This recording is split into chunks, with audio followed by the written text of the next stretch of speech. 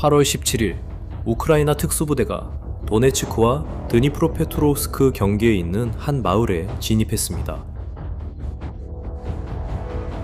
이 영상들은 우크라이나 지휘부가 공개한 실제 작전 장면입니다. 특수부대가 마을을 진격하며 러시아군을 진지에서 몰아내는 모습을 볼 수 있습니다. 30명의 러시아군이 항복해 포로가 되었습니다. 계속해서 총격을 가한 자들은 그 자리에서 사살당했습니다. 그리고 전투가 끝난 후 우크라이나군은 국기를 개양하고 제가 군사보고에서 볼 거라고는 예상하지 못했던 의식을 치렀습니다. 그들은 이 의식을 독사의 추방이라고 부릅니다. 이것은 집안에서 악을 몰아내기 위한 그들의 오래된 전통입니다. 우크라이나 지휘부는 이 의식에 대해 설명하면서 이 의식을 사용해 마을에서 러시아군을 몰아낸다고 했습니다. 그들은 러시아군을 진짜 독사라고 불렀습니다. 하지만 그 작전은 그날 시작된 것이 아니었습니다. 그 작전은 1월 29일에 시작되어 거의 6개월 반 동안 사실상 조용히 진행됐습니다. 공식 발표도 기자회견도 축하 행사도 없었습니다. 그러다가 8월 12일 우크라이나군이 결과를 발표했습니다. 6개 마을을 탈환했고 745제곱킬로미터를 되찾았습니다. 이 영상에서 저는 그곳에서 정확히 무슨 일이 있었는지 그리고 왜 러시아가 막지 못했는지 보여드리겠습니다. 지도로 가보겠습니다. 이 지도를 공개한 사람은 프랑스 분석가 클레망 몰랭입니다. 그리고 바로 그 덕분에 그 일의 규모를 알게 되었습니다. 빨간색은 러시아 영토이고 파란색은 우크라이나 측입니다. 그리고 가운데 초록색 띠, 노란색 화살표로 잘린 부분이 우크라이나가 1월 이후로 되찾은 지역입니다. 빨간색 점선은 이전에 전선이 있던 곳입니다. 그리고 아래쪽에 있는 축척을 보세요. 5km입니다. 이곳은 약 60km에 걸친 열린 들판과 작은 마을들이 있는 통로입니다. 분석을 하면서 몰리는 이 전쟁을 다루는 거의 모든 사람들이 언급하지 않는 한 가지를 짚고 넘어갑니다. 군인이 깃발을 개양하는 영상만으로는 아무런 통제권을 증명하지 못합니다. 왜냐하면 돌아다니는 것과 통제하는 것은 다르기 때문입니다. 그리고 제가 예상하지 못했던 확인이 나왔습니다. 8월 12일 발표에서 우크라이나 지휘부는 거의 아무도 언급하지 않은 세부 사항을 공개했습니다. 그들의 영상에 나오는 깃발 중 일부는 실제 부대 위치와는 멀리 떨어진 곳에 일부러 설치된 것들이었습니다. 일부러 그렇게 한 겁니다. 군인들이 실제로 어디에 있는지 들키지 않기 위해서죠. 가장 흥미로운 점은 러시아가 깃발을 개양할 때 실제로는 연출을 위해, 선전을 위해 그렇게 한다는 것입니다. 반면에 우크라이나는 자기네 깃발을 숨깁니다. 왜냐하면 현장에서의 위치가 영상 촬영보다 더 중요하기 때문이죠. 그리고 지금 이 전쟁에서 두 군데의 차이를 이해하고 싶다면 바로 여기에 있습니다. 그리고 이 모든 이야기에서 가장 섬뜩한 디테일이 있습니다. 전선이 이동했을 때 두 개의 작은 강 북쪽에 러시아군 부대가 갇혀 있었습니다. 그 부대들은 후퇴하지도 않았고 그 이후로 어디에서도 나타나지 않았습니다. 몰리는 그 남자들에게 무슨 일이 일어났는지 알아냈습니다. 그는 공습 횟수를 세면서 조사했습니다. 그 지역에는 약 100명 정도 있었고 그들은 우크라이나인이 아니었습니다. 그들은 러시아인이었습니다. 러시아는 자기 땅에 자기 군인들이 있는 상태에서 폭격을 했습니다. 그리고 그걸 100번이나 했습니다. 이것이 바로 러시아가 이미 그 지역을 잃었다는 증거입니다. 군대가 자기 병사들이 있던 곳을 폭격하기 시작했다는 건 그 병사들이 더 이상 그곳에 없다는 뜻입니다. 아니면 더 이상 살아있지 않다는 뜻이죠. 26개 마을 중 20곳이 우크라이나 공수부대에 의해 점령당했습니다. 그리고 그 부대의 지휘관인 올레 아포스톨 장군은 무엇이 효과적이었는지 한마디로 요약했습니다. 그들은 주도권을 유지했고 적에게 자신들의 전투 리듬을 강요했다는 것입니다. 그리고 이 구역은 우연히 선택된 것이 아닙니다. 바로 그곳에서 러시아군이 2025년에 가장 많이 진격했습니다. 그리고 그곳에 그들의 보급 중심지가 된 도시가 있습니다. 음식, 탄약, 연료가 그 지점에서 나옵니다. 이제 저 노란색 상자를 잘 보세요. 저건 보급센터에서 40km 떨어진 마을이에요. 그리고 여전히 빨간색으로 표시되어 있죠. 14km는 포병 사거리입니다. 저 마을을 점령하면 러시아 보급로를 직접 사격할 수 있습니다. 그쪽으로 그들이 가고 있는 거죠. 그래서 중요한 질문이 나옵니다. 2025년 내내 이 지역에서 고전하던 우크라이나가 2026년에 어떻게 판을 뒤집었을까요? 제가 보여드리기 전에 이 분석이 마음에 드신다면 채널을 구독해주세요. 정말 큰 도움이 되고 단 몇 초밖에 걸리지 않습니다. 이 무기의 이름은 FP1입니다. 우크라이나의 파이어포인트라는 회사에서 만든 장거리 공격 드론입니다.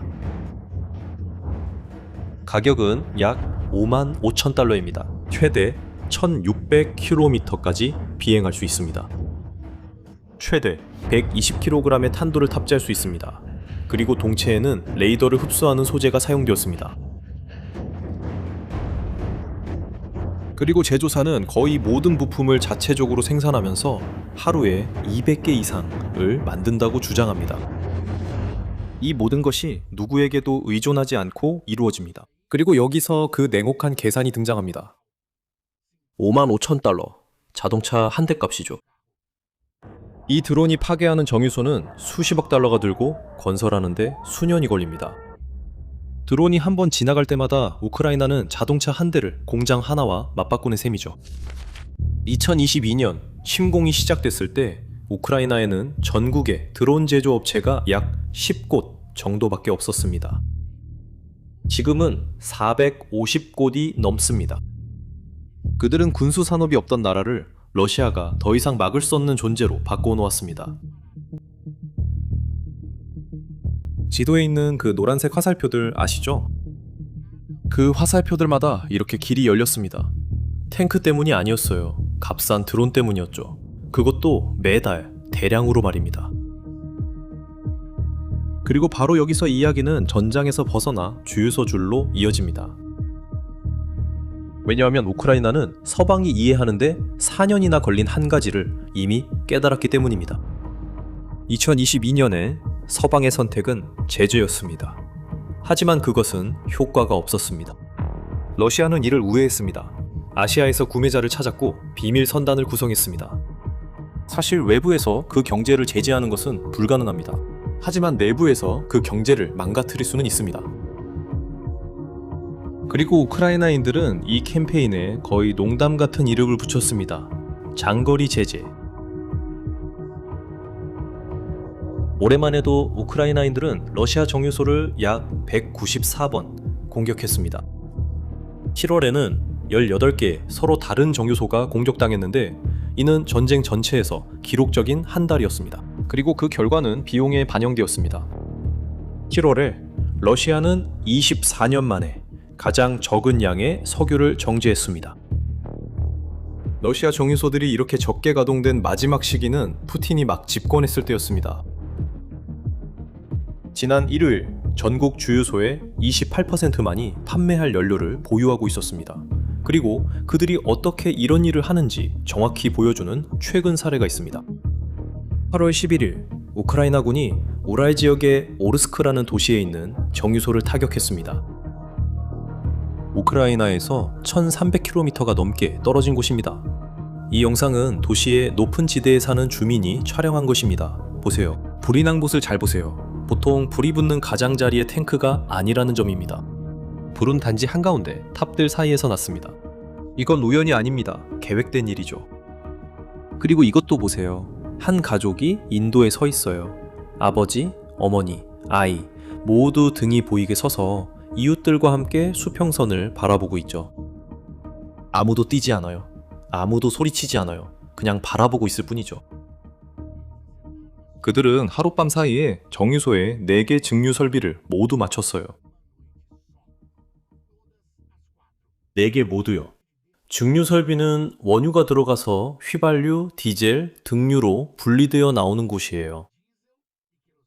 그게 없으면 나머지 정유소는 아무 쓸모가 없어요.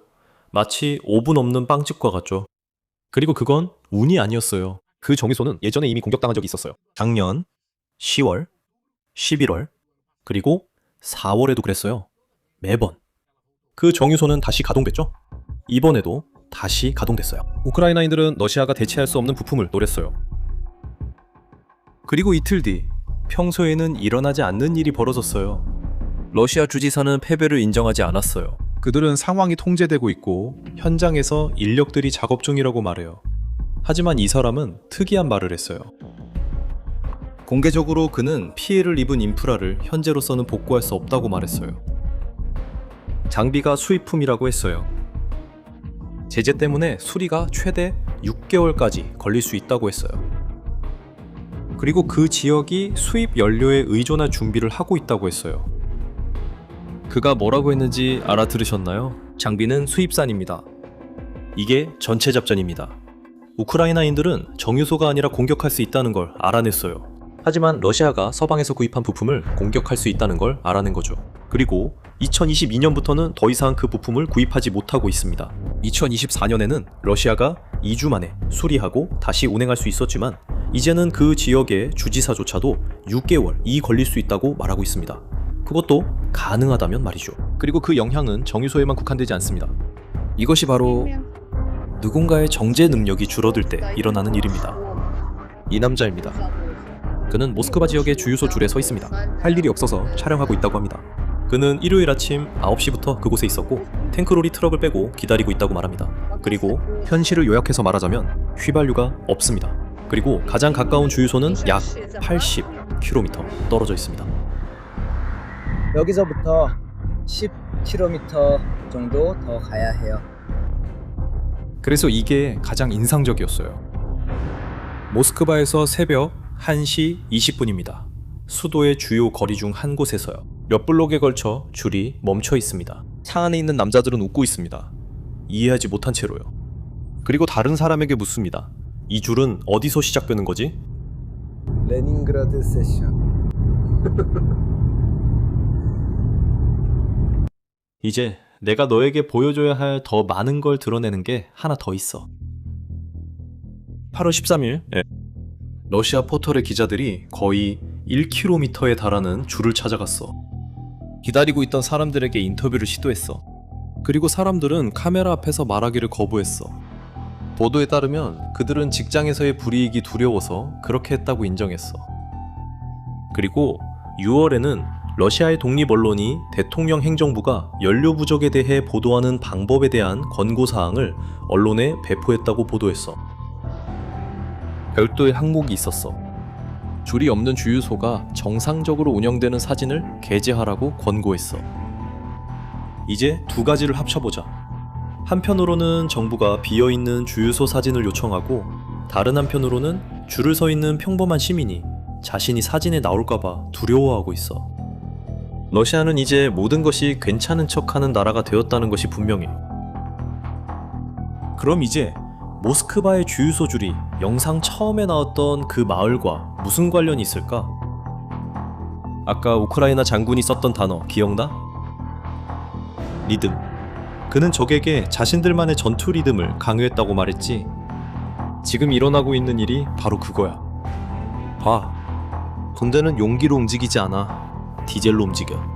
탄약도 트럭으로 와. 장갑차는 연료를 많이 먹어. 부상자 후송에도 병참이 필요해. 연료가 전국적으로 부족해지고 비싸지면 그 영향은 신문 헤드라인에 나타나지 않아. 대신 전황의 속도에서 드러나지. 그리고 그 리듬이 달라졌어.